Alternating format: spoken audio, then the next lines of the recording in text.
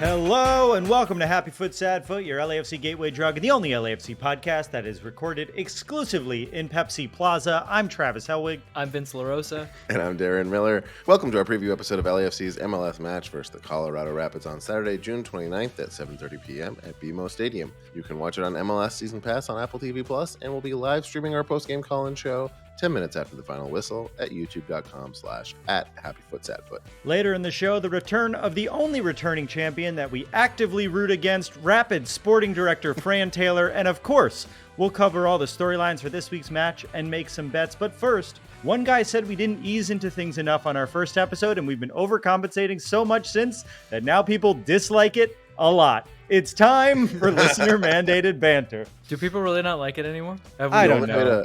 The only way to reverse the curse is for the same person to give us the opposite note. I think about it a lot. The first episode, we got a bunch of unprompted advice from people. Thanks, everyone. But they said we laugh too much. And I was like, I'm not going to think about when I'm laughing when I'm with my friend. You don't tell me when to laugh. That's such a cynical note. You guys are too happy. You're having too much fun doing this. This should be a dry reading of a notebook. Yeah. Remember, all podcasts are a group of white guys complaining about something. And if you guys get happy, something's gonna break. If I see three white guys laughing, it's not a podcast. They have to be mad about cancel culture. That's what makes it a podcast. And selling you odd sex toys that you could never imagine ever existed. You just can't give notes on podcasts anymore. I don't know what's going on with society. You can't get any lower. They won't let us say what we really think about their podcasts.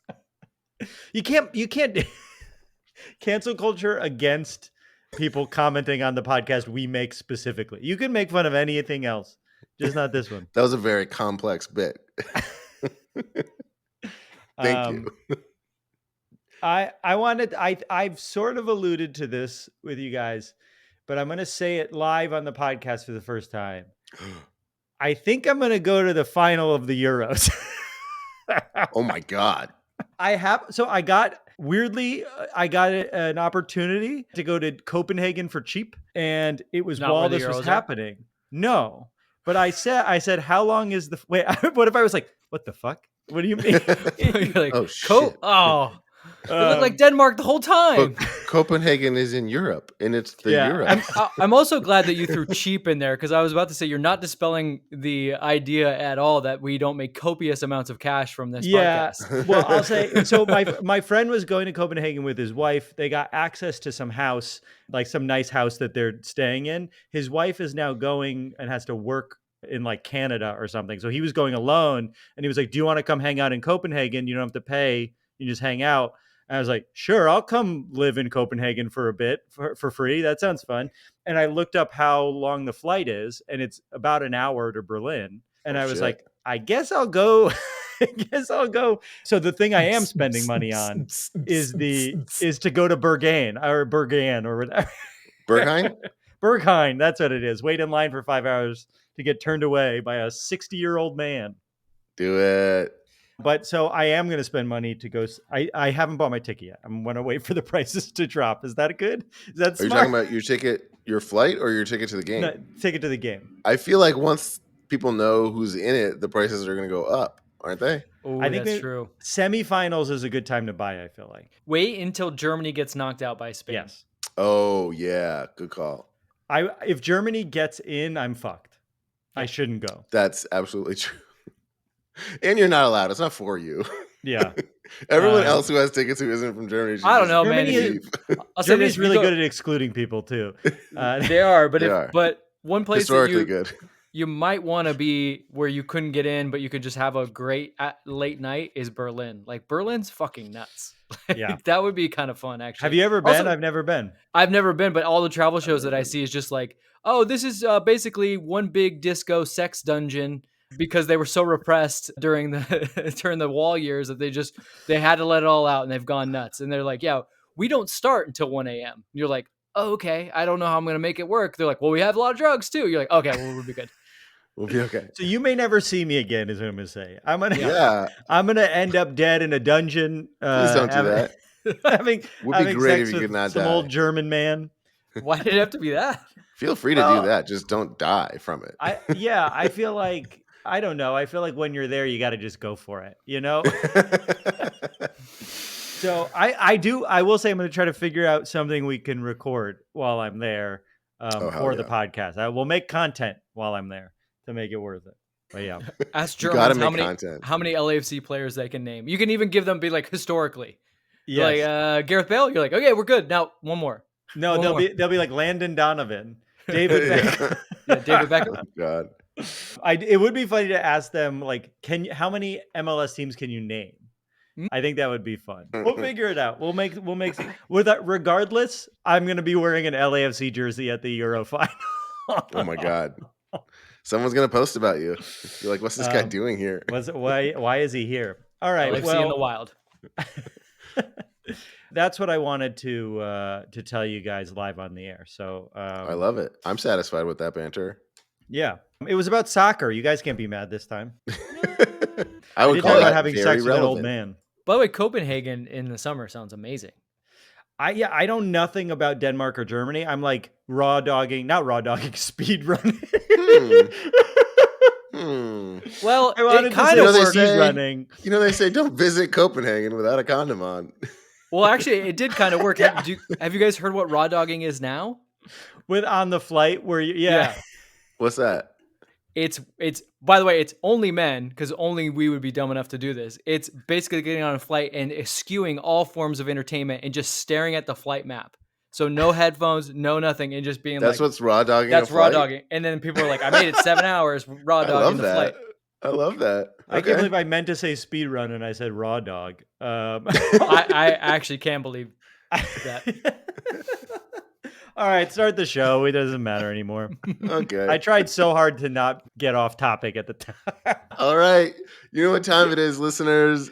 See if you can guess what we just cut out. And again, we cut it out again because Travis couldn't help himself. My favorite ongoing segment on the show. I want you to watch on video of me just like moving in my seat laughing where it's cut out.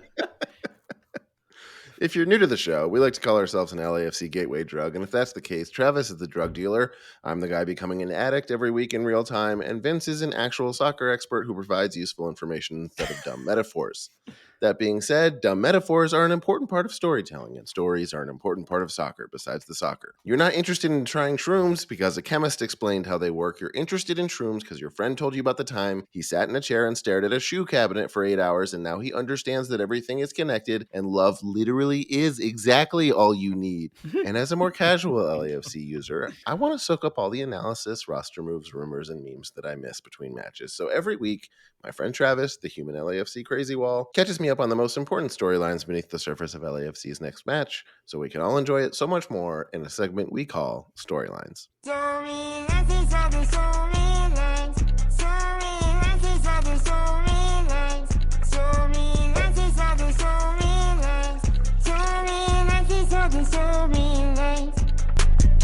Darren, Vince, Dince, summer is upon us, and with summer comes Copa America, the Euros, and most importantly, the looming Leagues Cup. But this week, our match is a regular old MLS match, which brings us to our first storyline of the week. It's a tight table. It's a tight table. Tight table? Tight table. The table is tight. That's right, boys. The table is tighter than the Falconer's butthole when Elizabeth Banks set Ali free into downtown Los Angeles. As of Wednesday morning, the Western Conference currently stands as a three-way tie for first, with Real Salt Lake, Carson, and LAFC all holding on to 37 points and taking tiebreakers into account, which in this situation we definitely will do. LAFC is officially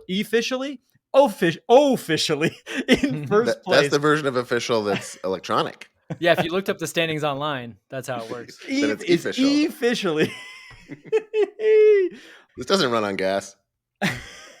LAFC is officially in first place, having one more win than both of their competitors. And on top of that, LAFC has also played one fewer games than both of the teams were tied with, providing a hopeful but not guaranteed cushion at the top. Real Salt Lake holds the tiebreaker of the Galaxy with a goal differential of 17 to Carson's 11. So in a technical sense, the standings are LAFC in first, Salt Lake in second, and Carson in third. But in a very real, tangible sense, the standings are tied, and the table, quite literally, could not be tighter. So what does that mean? Well, thanks for asking, idiot. It means every single regular season game now is incredibly important. Every Murillo mistake, every Bouanga shot off the post, every Buke puke, it all adds up. Vince, we are just 4 points behind Miami for the Supporter Shield with a game in hand on them. The Supporter Shield is, of course, the trophy they give to the team in the entire league with the best record at the end of the season, with Messi missing this month, but with Weston McKennie potentially going to Cincinnati. Realistically, how good of a shot do we have at the Supporter Shield? What do you think? As good as any. I mean, I think so. The big conversation on like the MLS shows lately was like, who isn't in the Supporter Shield race? They just threw the Galaxy in there. Now Salt Lake's in there. LAFC has shown by their form that they're definitely there. And then also there's reinforcements coming. I know that you brought up Weston McKennie might be going to Cincinnati, but what is definite news as of today is that they lost Matt Miazgo, who is their best center back. Nick Hagglund, who was a backup, just fractured his leg. Right now, they need center backs. So Cincinnati, I think they'll still be okay, but they might not be at that elite level anymore. And then, of course, with Miami, the worry always is Messi is gone for how long? Well, the Copa America, then he comes back. Is he going to jump right back in? Or do you have to kind of hold him back because you really want to win MLS Cup? Like, I think Miami anyone would love Supporter Shield, but I don't think Miami sees that as their ultimate goal, as we've seen in this season. They've held Messi out of games. They've held Busquets out of games. They've held Suarez out of games. I think they will continue to do that, and they've been pleasantly surprised that they've won some of those games. But I don't think that's always going to be the case, especially as you get later in the season when teams are really, really going to be jockeying for points, not so much for the Supporter Shield, but just to get into the playoffs. So LAFC, I think, looks very good, and that's just kind of crazy to say when we all went into the season being like, second or third would be good, and like the East is weak, so like let's not even think about it. And now we're halfway through the season, we're like, no, we've got a real shot at this. And we're not even in our final form. Darren, can you think of a better tight table joke than my butthole Falconer Elizabeth Banks joke? There is none, no. Great, that's what I wanted from that. I want to remind you, we had the worst record in team history to start the season, and yet here we are. In the words of Irving Magic Johnson, quote, "My at LAFC soccer team is sizzling hot. We're on an 8-game winning streak and currently number 1 in the West. Fire emoji, fire emoji, fire emoji." Magic is always funny when he tweets, but he's even funnier when he's just wrong. We're not on an 8-game winning streak. We're on an 8-game unbeaten streak. Thanks, Magic. But with 34, go ahead, Vince. You wanted to say something? I was going to say also, I love that Magic waits till like a Wednesday. Like Saturday was the game. They won 6-2. Fire that tweet off Saturday night, or maybe even Sunday morning, or maybe even Monday morning. He's like, no, not the Magic style. I wait till everyone's got everything out of the way, and then I drop in there and go, hey guys, did you know we're doing pretty good? It really feels like to me, Magic keeps his cell phone in another room, and he gets Lakers news when someone calls him on his landline, and then he runs to his phone and tweets out what someone just called him. And this was someone called him on his landline and left him a message, and he finally got around to calling them back, and he was like, oh, my LAFC is doing, I like it's my LAFC. It's always good when an owner claims ownership over the whole team. Feels good. But although Magic's I'd rather Magic do it than Tony Robbins or whatever that motherfucker is. Yeah, Magic 100%. Yeah. With 34 total games in the MLS season, we're going into our 20th.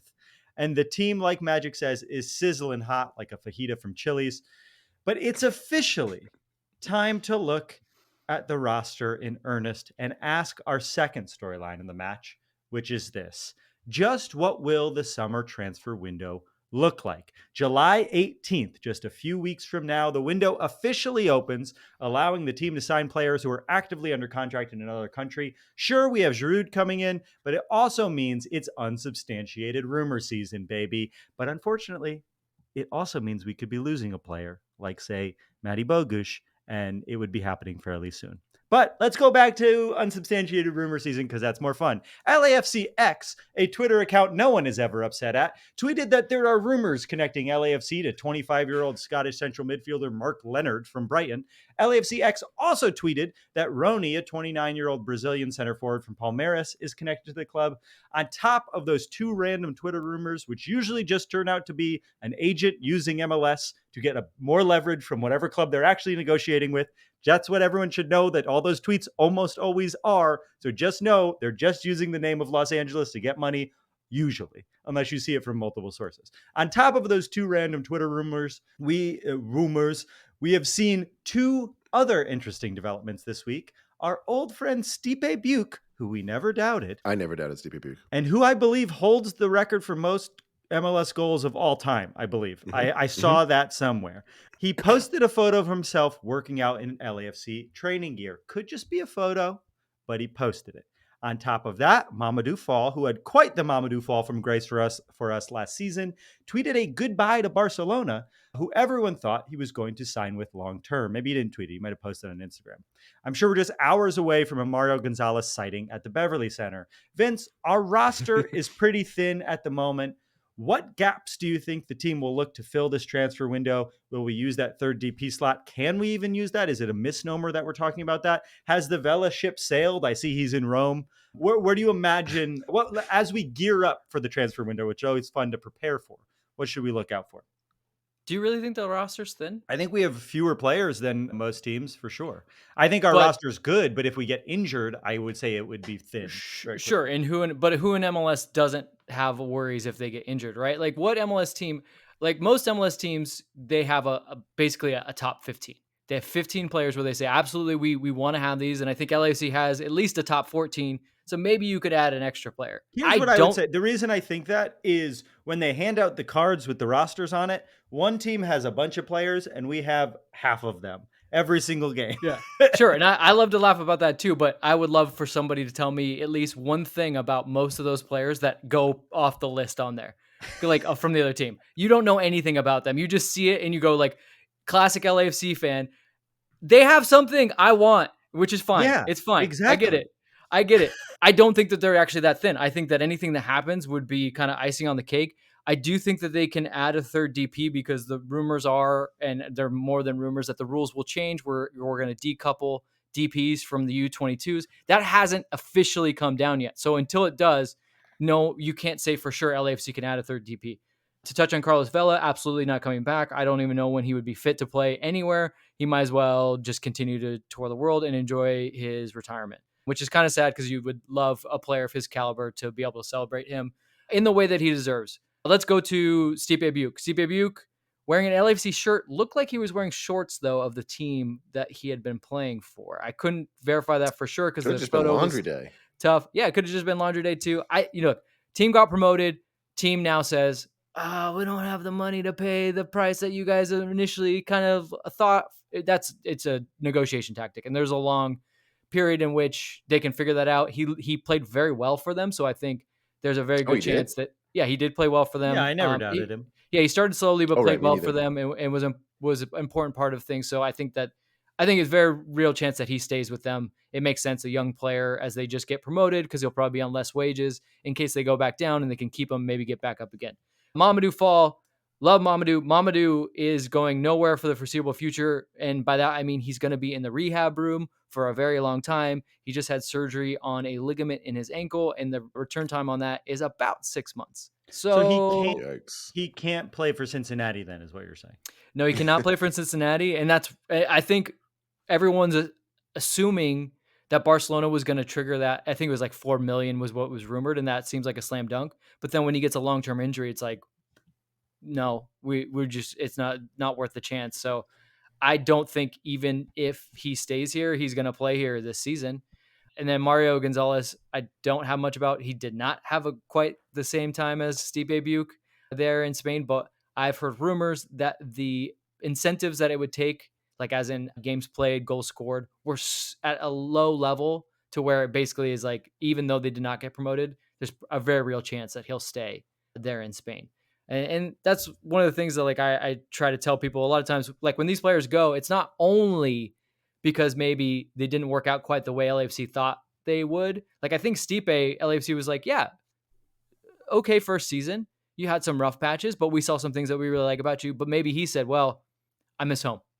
And then at that moment, you just go into, okay, how can we make this right? Because if you're never going to be happy here, you're never going to play the way we think you are. We got to start moving before it gets really bad and then we can't move you at all. So I think the same thing goes with Mario. I think he came out here and was like, yeah, I thought it would be okay. It just wasn't for me.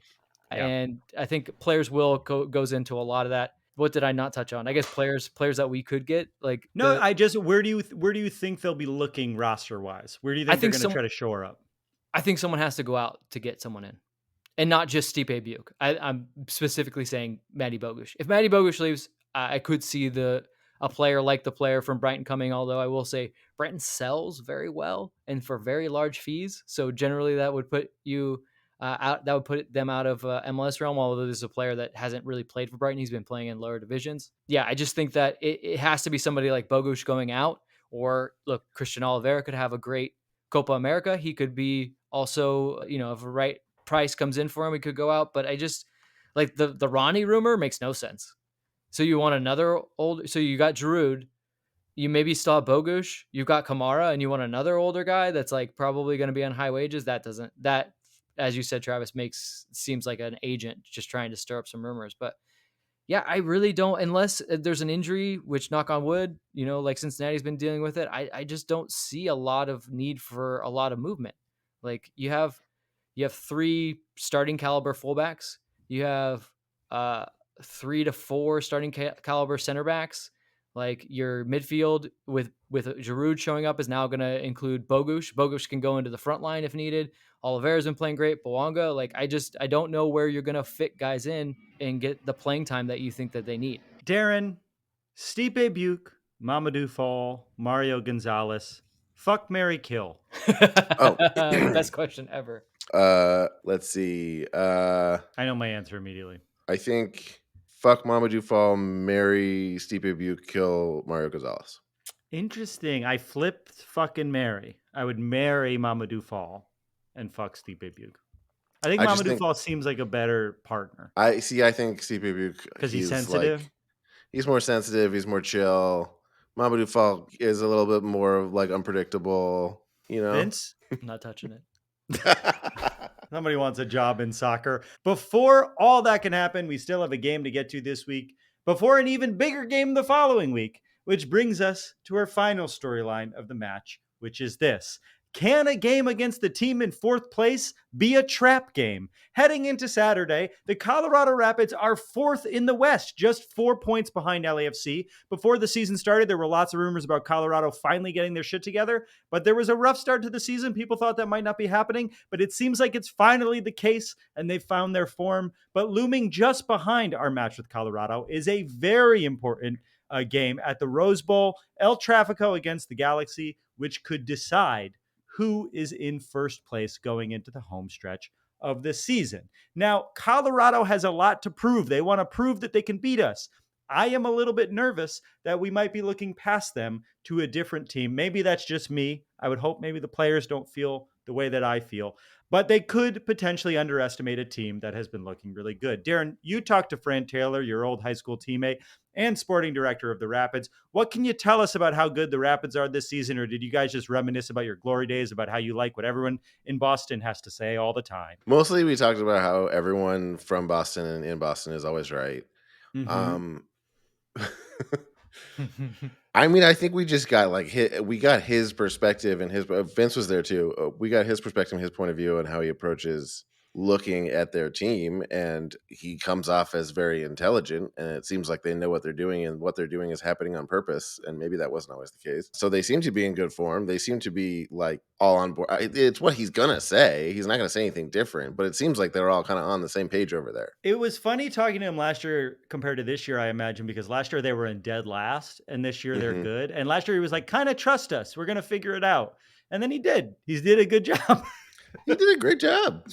Vince, I'm proud of him. How do we match up against the Rapids, and do you anticipate a rotated roster to prepare for the Rose Bowl next week? Ooh, that's an interesting question. I think there's enough time to recover, although not the greatest amount of time. Like one extra day than you normally have because it's a Thursday, so Saturday, Thursday instead of like a Saturday, Wednesday. So I don't think you're thinking too much about rotation. But in terms of how we match up with Colorado, so I was very happy that when we talked to Fran, he kind of had the same idea of the way his team plays that I kind of thought, which was they're a little bit in a mid block.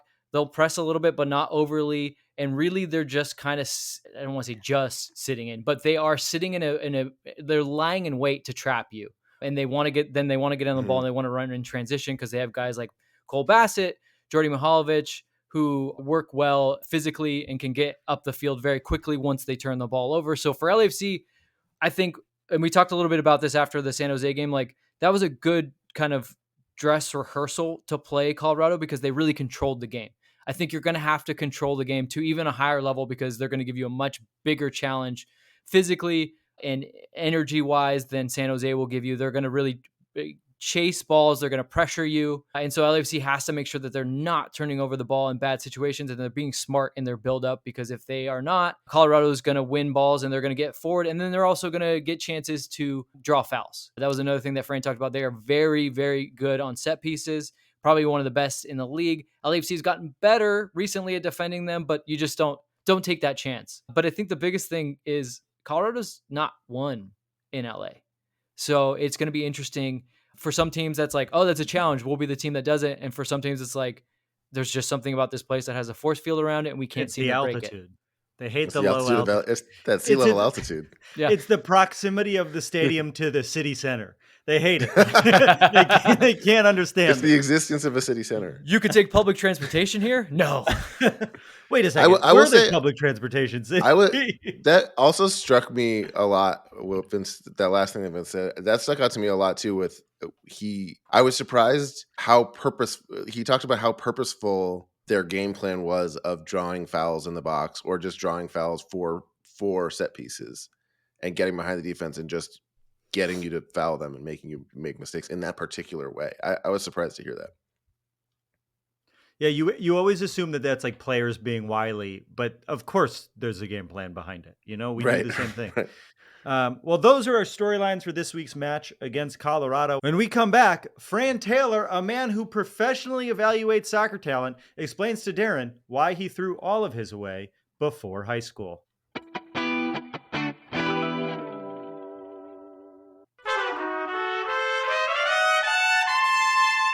And we're back. He's the sporting director for the Colorado Rapids and my childhood friend and soccer teammate. Welcome back to the show, Fran Taylor. Thank you so much for joining us again. Last time I got to catch up with you and ask some more basic questions about the team and about your job and your work that you do. This time felt like another good excuse to say hi and hang out again. But I also brought reinforcements with me in the form of Vince, who actually knows what he's talking about when it comes to soccer. So buckle up. This is now a serious hardball interview, or at least a little nerdier and over my head than last time. This is the only podcast that's ever invited me back. So is it true? Great. You've got an in here, man. Yeah, you can come on anytime. May it continue. I should say it was a very positive response from the audience from the last show, when you might expect them to say, like, what are you doing talking to the enemy?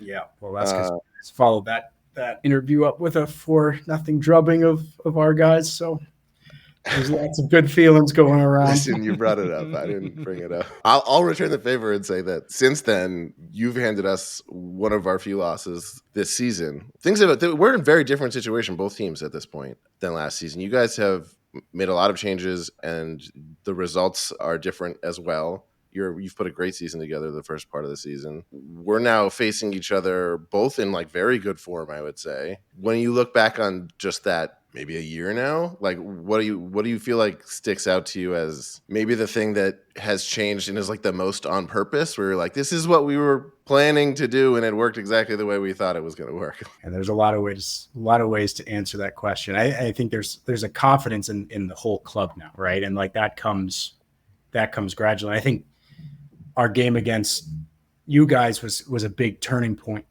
to come back. We were down by a goal, and to come back and to win, albeit with a late red card that helped us out. Like, confidence comes out of those things. And when you start to string some wins together, that builds. But I think that probably the most notable thing about this group is when we've lost games this year, and we've had some bad, not bad performances, but tough losses in the way they've happened. I think about like Salt Lake away, where we're up 2-0. They equalize. We are up 3-2 with, I don't know, in the 80th minute, and then they score 3. to win the game 5-3. Like those kinds of results or outcomes can send a team on a downward trajectory. It just hasn't happened. Like we just always seem to bounce back with a good performance. So I think that kind of mentality comes from a certain kind of coach and a certain type of player. And I think we've got enough of those guys that give that kind of strength of belief. And I think that was partly by design, but I think you have to give the players and the coaching staff a lot of credit for finding that formula. I think on a more technical level, it was getting back to basics, work hard, make ourselves hard to beat, don't beat ourselves, and hit teams in transition. And that we have done, and keep ourselves out of transition situations. I remember we played LAFC last year. Like, I don't know if all 4 goals were from transition, but certainly the first 2 were. And at that point, like that game's over. So keeping ourselves hard to beat and taking advantages of situations which other teams give us opportunities. Like that's the blueprint. That's what we've been in the past. And I think that's what we are again. Giving up goals to LAFC in transition last season, you weren't alone. I mean, if LAFC was scoring a goal, it was pretty much in transition. They were pretty decent in set pieces, but that's really all they had to kind of to their, it was good until it wasn't, right? In the MLS Cup final and sometimes in some of the other finals. When we talk about Colorado, I think some of the things that you said have always kind of been there. When I think of Colorado, I think of a team that grinds, a team that works hard. Like you said, maybe you've added some levels to the mentality to get a little bit better. But one thing that I think might surprise people, and it actually surprised me just kind of noodling around, was like how good your underlying metrics are. You don't normally think about Colorado as like XG monster or XG differential monster. So as Darren said, as the expert that's going to kind of push you a little bit, was there something, and you don't have to give too much away, but was there something that, like, when you kept looking at these performances, a number or just something that you liked about this team where you were like, look, as you said, some results aren't going our way, but I feel like this team is going to be good? Because as I said, your underlying numbers, no matter where you are, you're like 4th in the West, but I think your underlying numbers should be around 4th in MLS as a whole. Yeah. I mean, I'm not, I know we've got comparable numbers to where we are. I didn't know the exact ones off the top of my head. When Chris first comes in, the first thing he says is we do all of these things to score goals. So there is a purpose to everything we do, and that's to score. I think we've needed to concede a bit fewer goals at times. We've conceded quite a bit, and we had a run where when things weren't going well, like we were shipping goals and we didn't quite know why. Like it wasn't down to mistakes or tactical issues. They just seem to keep coming, but we always do want to score. And I think we have quality in the team. I think we look opportunities to hit teams in the break, but we've got speed and we look to go in behind. We're going behind a ton. And I think that's where you win. That's where you win penalties. When you've got guys like Harris and Cabral and a striker Navarro who's quite clever in how he uses his body. Like we've won a lot of penalties. And I think sometimes people chalk that up to being some form of luck, but we believe that that's a skill. And if you get in behind teams and you put defenders in difficult situations where they're chasing players or they're in 1v1 situations, you win penalties. And you win penalties, your XG goes through the roof. So, we scored all different kinds of goals. Set pieces has always been a threat, a tool for us. And again, we score goals and create chances off of set pieces. So again, it comes back to hit teams in transition, get in behind them, challenge their defenders and make them uncomfortable. And if you don't score a goal, win a set piece and then score on that. And we've had success with that this year. Well, it's funny. You bring up being a little bit unlucky in scoring goals. This is a general question. You don't have to comment on this specifically because you're from a rival team, but I don't know if you saw any of the talk about a certain goalkeeper metrics chart that was going around in May. And there was a certain player from LAFC that is a World Cup winner that was near the very bottom of that chart. Mm-hmm. As I said, you don't have to comment on that player in particular. What I want to know is more from a person that does this for a living.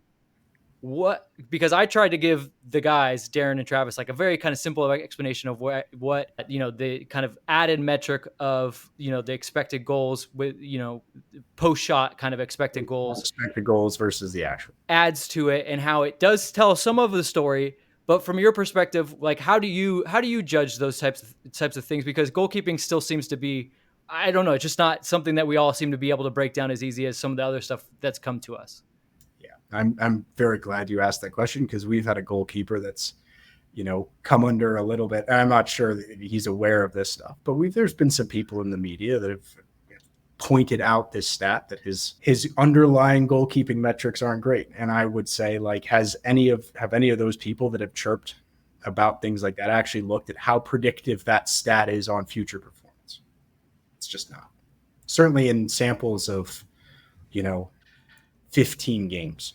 So, we've seen good goalkeepers at the top of that chart, and we've seen good goalkeepers at the bottom of that chart. And I'm not saying it is worthless, but you have to measure its utility by the predictive nature that it holds. And unless you test that and you know what that is, that's the limits of its use, right? And it's hard to do goalkeepers.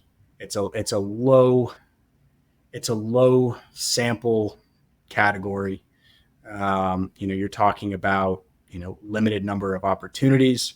Those opportunities are affected by the limitations of the model to kind of capture the totality of the situation. Like, we played a game against Minnesota where they had 3 shots on 3 one-on-one breakaways, and any model that assesses that situation kind of puts the value of the chance at 50-50. And our keeper, Stefan, may have no chance at any of those 3, but he gets dinged horribly for all 3 of those opportunities, no fault of his own. So, like, I think you have to have a common sense approach here of being like, well, where have the mistakes been? Can you point them out? Does that kind of connect with the numbers that you are seeing? And then you just got to know the limitations of the stats. What's predictive? What's not? What samples do you need for it to be predictive? And then you can have a real conversation about a player's performance. That's exactly what I said, Darren, but not as succinct and it seems like a little more thorough than what you said. Yeah, I mean, there was a lot of process in there that seemed very, very high level. But get on my high horse. I'm honest. We got to the same conclusion though, Darren. Yeah. That's all that matters. Yeah. You just got to know the limitations of everything you're dealing with, right? And you've got to spend time like lining it up with common sense soccer knowledge, right? Like, I've been doing this for 14 years. And like you figure this stuff out from mistakes, you say somebody's really good and then you find out they're not. You go and figure out why what went wrong in your process, right? So this knowledge comes from a long history of getting things wrong.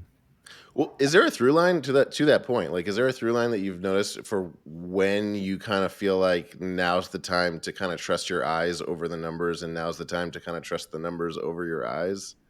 Or is that really just the kind of sixth sense that is the reason why you do what you do and maybe someone else doesn't do it?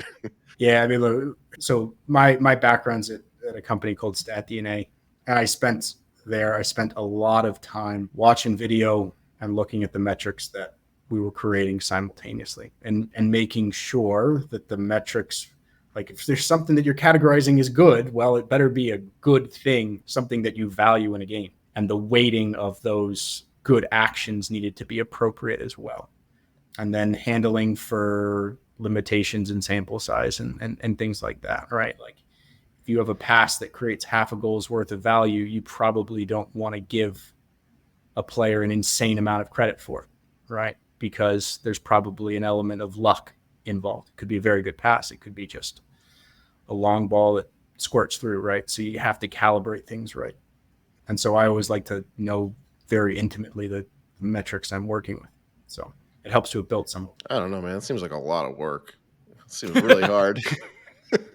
It's a lot of work, and I wish I had more to show for it, Some people have been working on problems for 14 years and have had a lot more to show for their work than I have.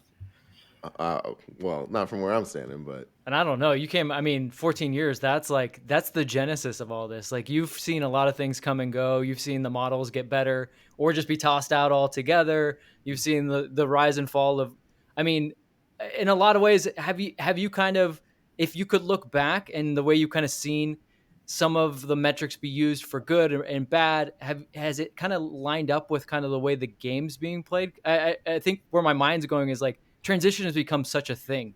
And I think for the longest time, people were trying to quantify like what's a midfield? What's a number 10? What do these players do? And they still do things. Don't get me wrong. They're not useless.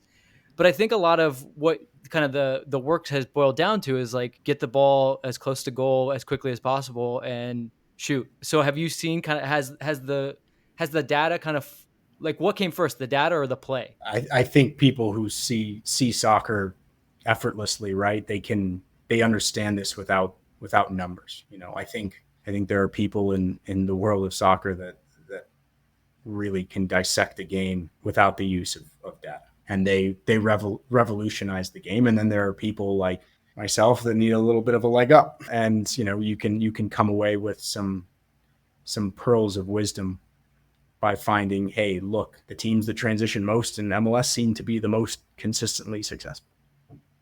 It doesn't mean that Columbus aren't fantastic at what they do, right? And it doesn't mean that they're wrong.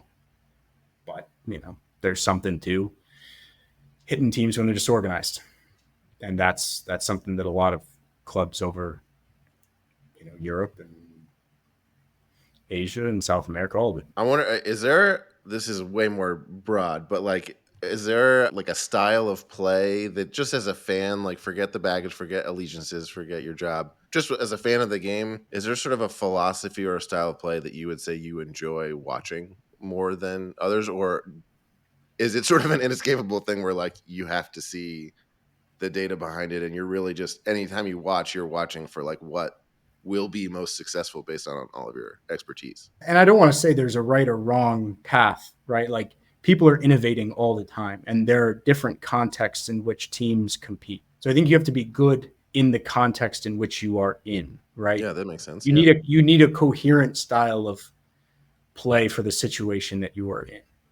So I'm not saying that City should play a tight, compact 4-4-2 and hit teams on the break, right? Like that's not interesting. Yeah. Well, most people would say that.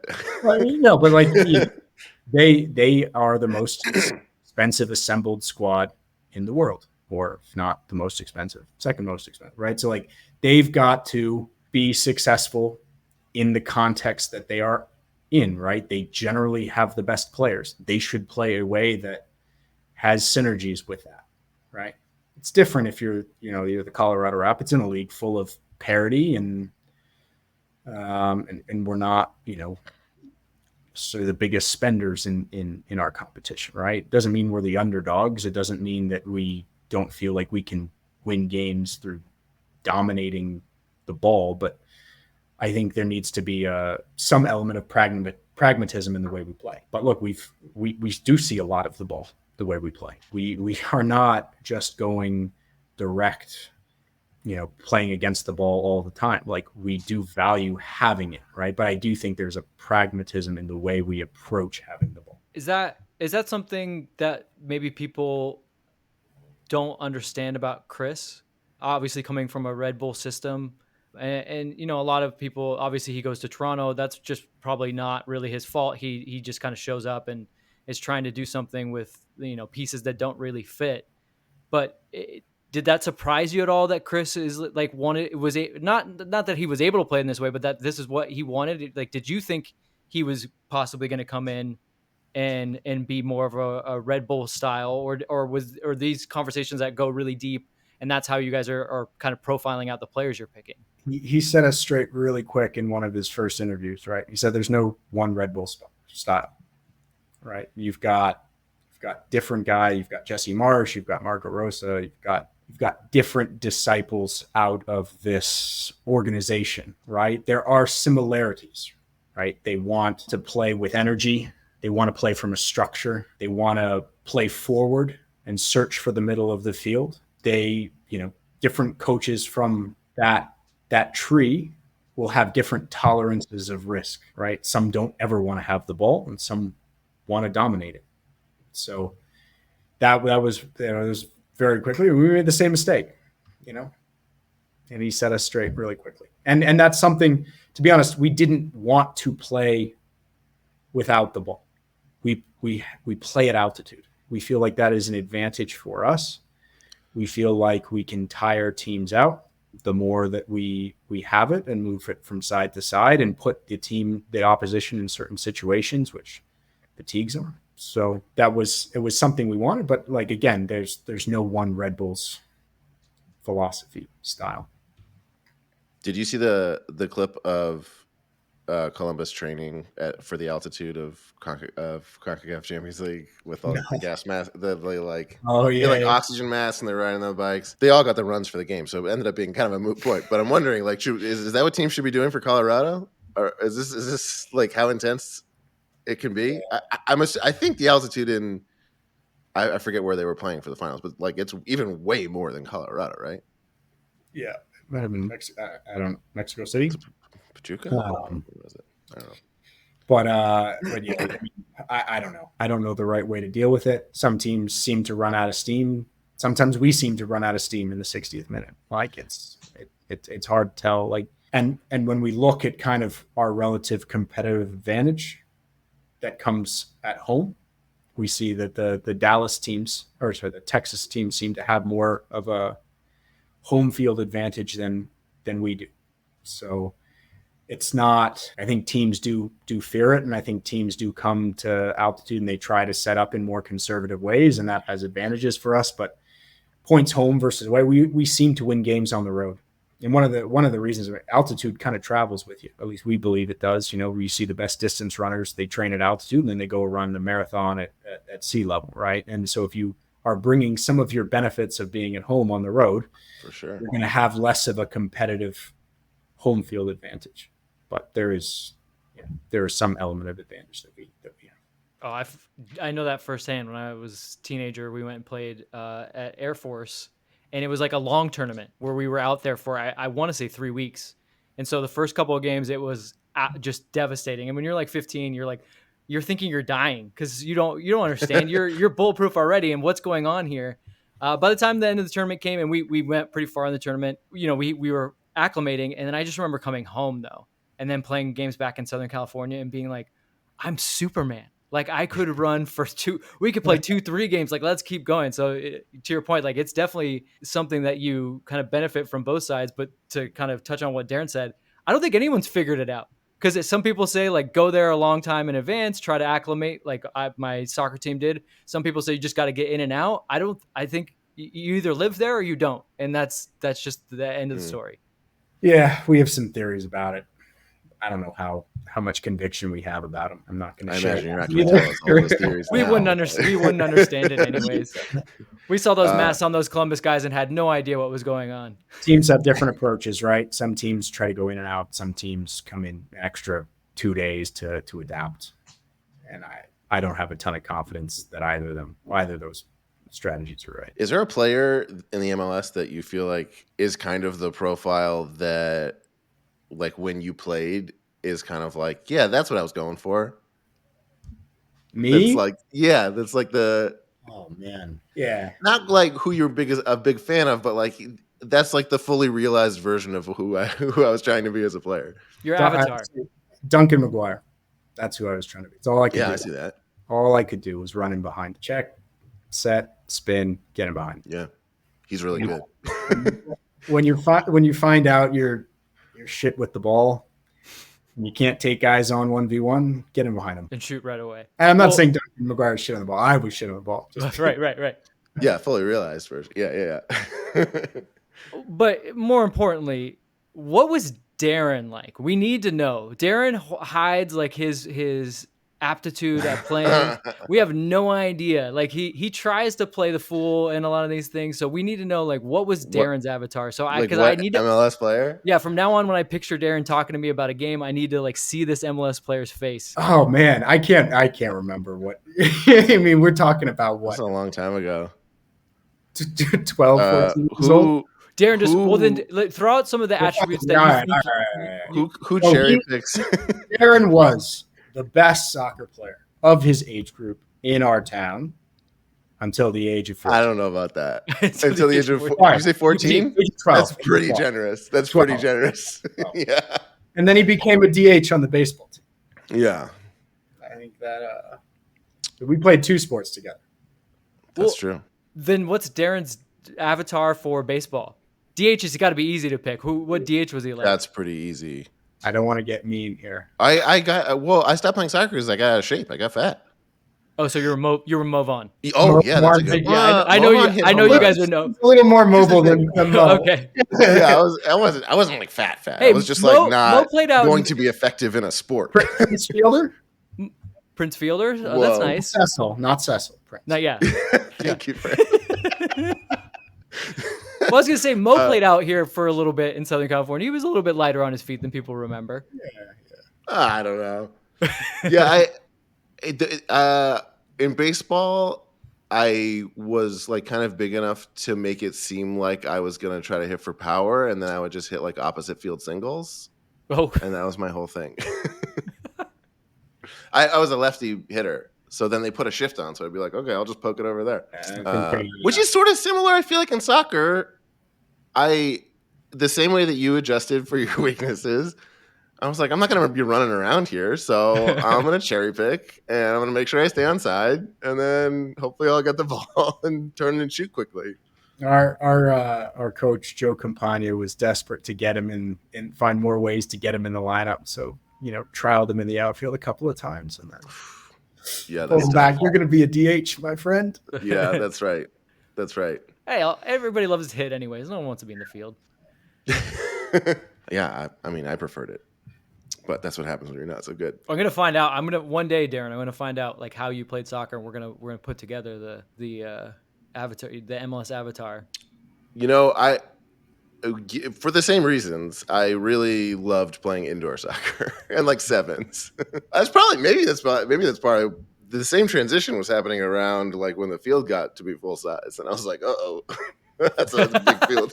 This is gonna be a problem. You got to cover more ground here. I don't need a bigger goal. I need to be more cramped.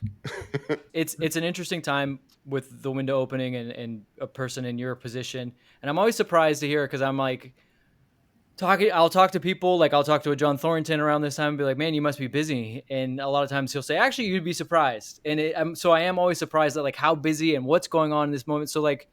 Again, without having to share too much of what you're actually doing, like what is it like for you in this moment a couple weeks before a window opens? Yeah, I mean, look, there's not a ton we need to do in this window. We've got a lot of players. We've got a lot of players in a lot of different positions. We've got a lot of guys that are performing well.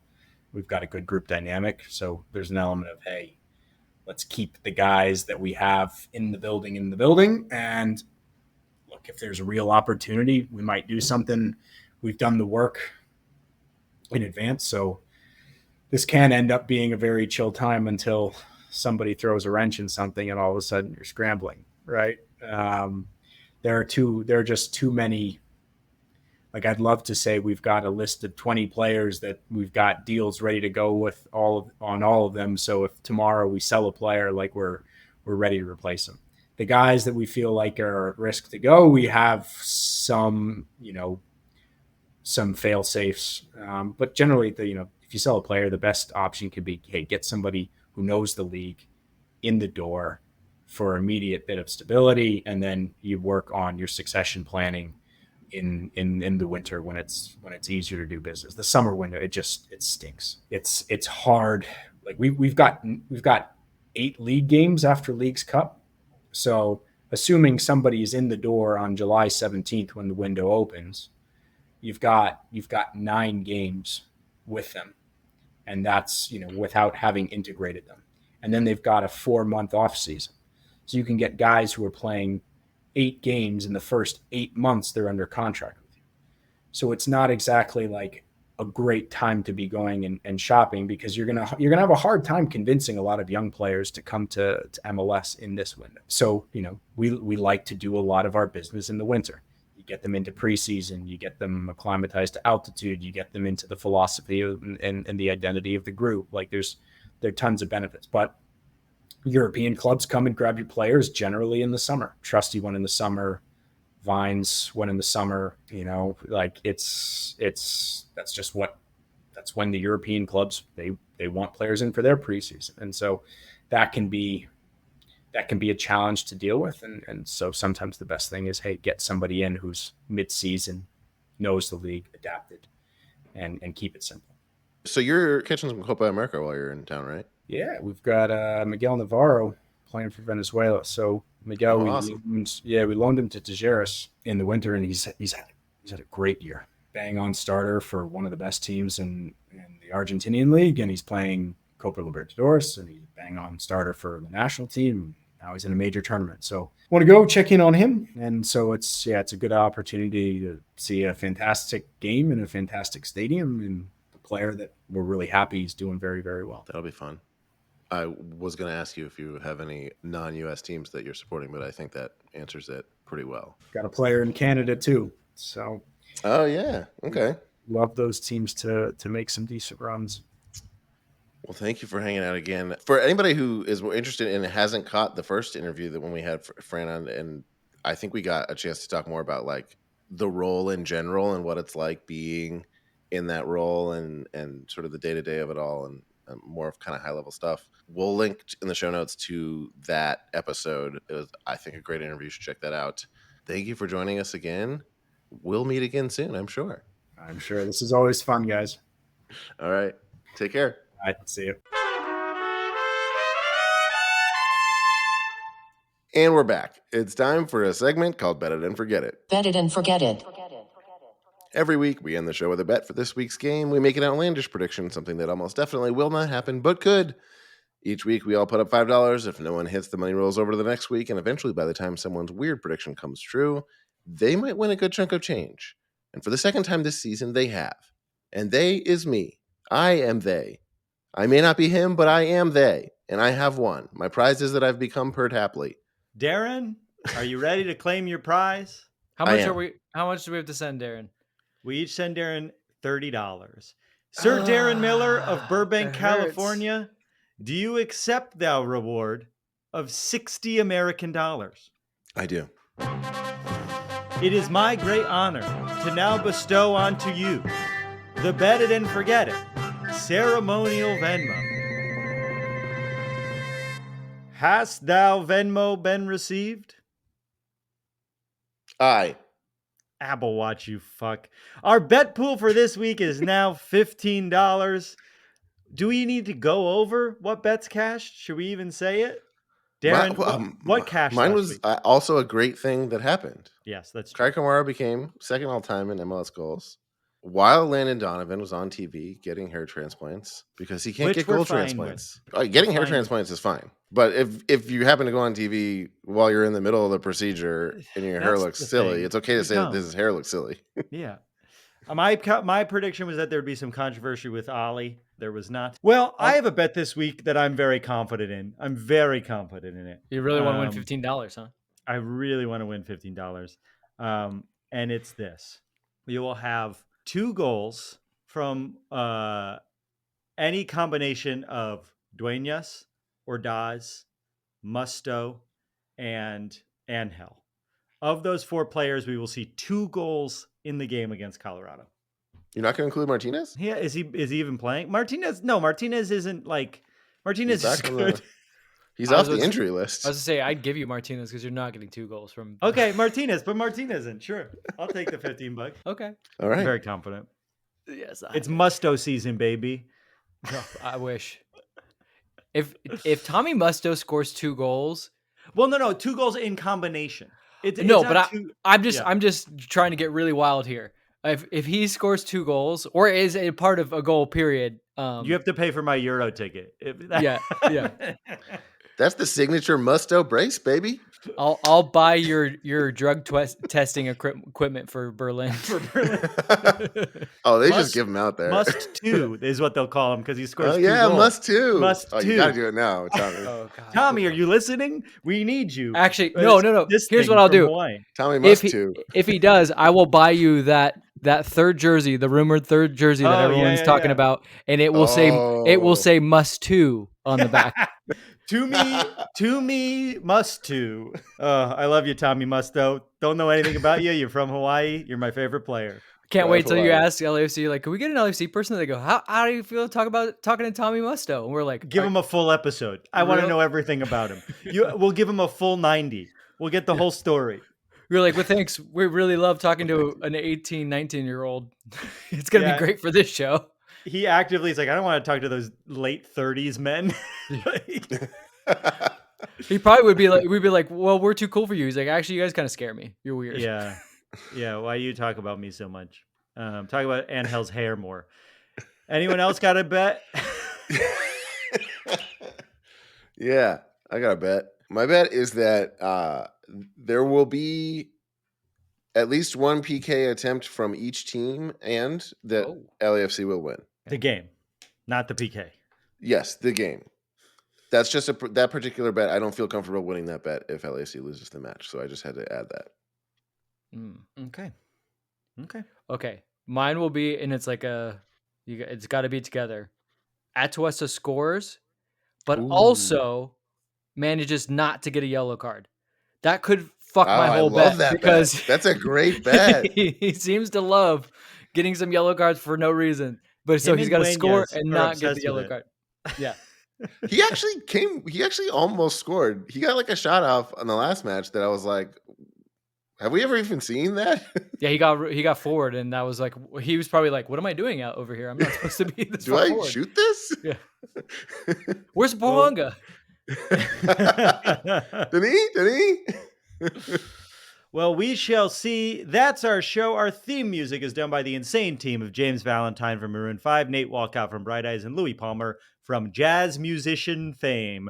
You can subscribe to our YouTube channel. That's not a joke. Those are the real people who did our theme song. You can subscribe to our YouTube channel where all episodes and clips are available in video form at youtube.com/@HappyFootSadFoot. You can review us if you like the show at Apple Podcasts and Spotify, and you can follow us on all social media.